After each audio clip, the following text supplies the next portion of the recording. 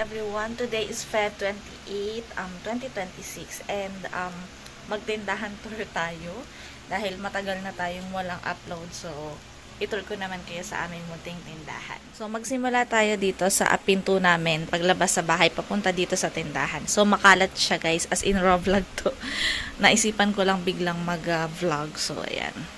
So, ganyan. Ayan, may mga nakasabit-sabit dyan paglabas. May pabasurahan ako dito. Andito yung mga bigas. So, ngayong araw na to, ulit ako na magtatlong klase ng bigas, 3 sako.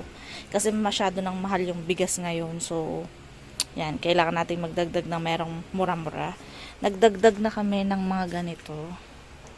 Mga soft drinks na nasa bote, babasagin. Tapos, ayan. Yung mga alak. And then, mga kahon at ano lang to ng Yossi, tsaka plus.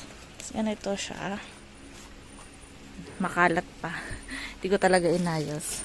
Biglaan. So, andyan yung mga kape na mga hindi na nakasabit. So, nilagay ko na dito para mabilis pag may bibili. Ito naman, ayan. Yung mga bigas, ay ngayon 3 klase ng bigas dahil ang mahal ng bigas. Tapos mga biscuit. Andyan sa area na yan. Ito yung mga nakasabit. Chicharon, mga noodles, pansit canton. Then, papunta dito. Yung mga candies, ganyan.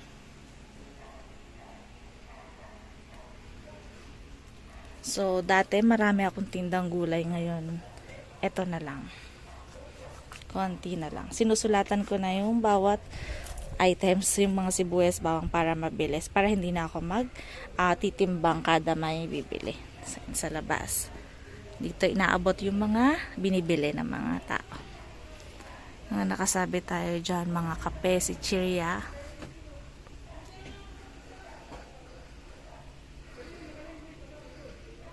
Yung mga Yossi dyan. Ayan. Mga itlog. Fast moving ang ating eggs. And then, ito yung mga delata.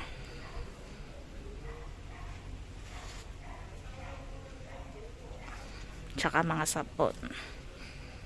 And then, andito yung ating CCTV.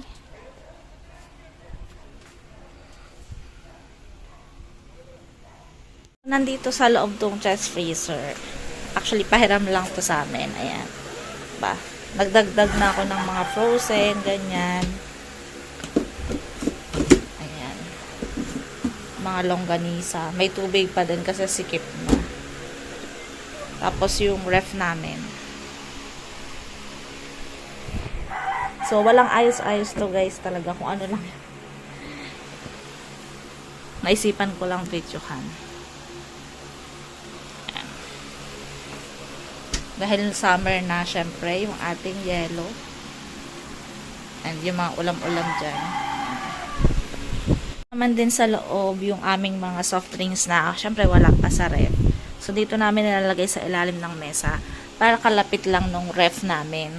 Tsaka ng chest freezer paglalagay. So, yan.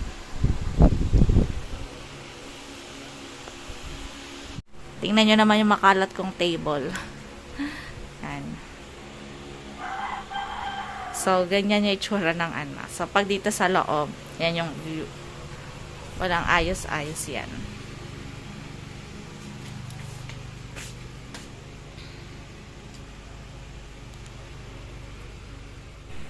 So, ganito naman sa labas ang itsura ng aming bahay, ng aming pinagawang tindahan. So, ayan sa labas. So, simple lang talaga kasi sabi ko talaga dapat budget friendly lang. And then, ganyan. Kapag sumilip yung tao dun sa, yung customer dun sa ating abutan, sa butas, ayan yung makikita nila.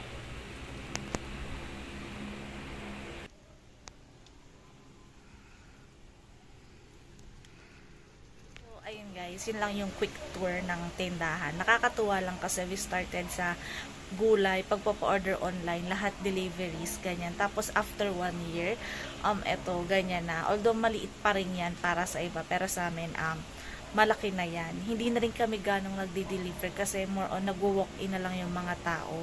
And napakalaking bagay kasi na marami na kaming kapitbahay, so marami nang bumibili. Hindi mo na kailangang asahan yung mga dideliveran, yung mga sa kabilang subdivision, kasi sa mga kapitbahay mo pa lang, sa kanila okay na yung nagiging benta. So, try kong mag-insert ng mga pictures nung nagsisimula pa lang kami para makita yung difference na nasa sahig lang yung mga paninda namin. Try kong insert dito somewhere, ganyan. And then, mag-insert din ako siguro ng mga clips ng mga pagbili, yung kuha dun sa CCTV namin, kung paano nagiging flow o takbo ng tindahan kapag may mga bumibili.